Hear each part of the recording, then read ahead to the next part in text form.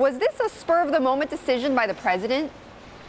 Well, you know, Betty, White House officials, they're saying they're not going to get into the timing of when this was decided, but they are saying that it wasn't because of Chuck Hagel, and also because they say the president really wants to share in the sacrifice. So what he's going to be doing every month, sequestration is in effect.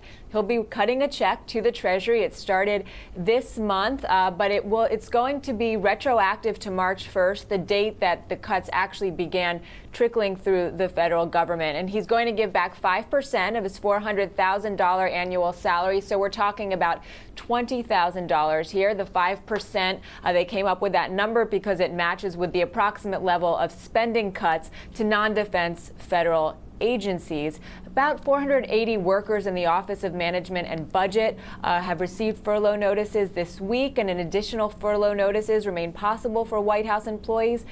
Really, we're talking about a symbolic gesture here to show solidarity with the 1 million or so federal workers who are going to be furloughed because of the $85 billion in cuts this year.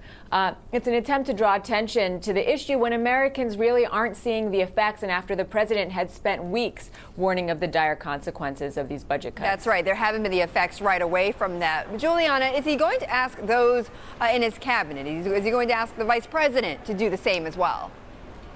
Well, so the White House says that it's totally up to the discretion of the vice president and other cabinet officials if they want to follow suit. The vice president's office says he is still deciding. But, you know, this move by Hagel and the president, it could put pressure on others to do the same. HUD Secretary Sean Donovan, he's saying that he's going to donate 7 days worth of his salary either back to the federal government or to a housing charity. Yesterday, we learned that Alaska Democratic Senator Mark Begich also said that he would give back part of his salary, and also saying that he was going to go the extra mile, and that more than half of his staff is going to have their pay cut this year. And we're still waiting to hear from Speaker John Boehner's office and Senate Minority Leader Mitch McConnell's office on whether they are going to be giving back part of their salaries as well.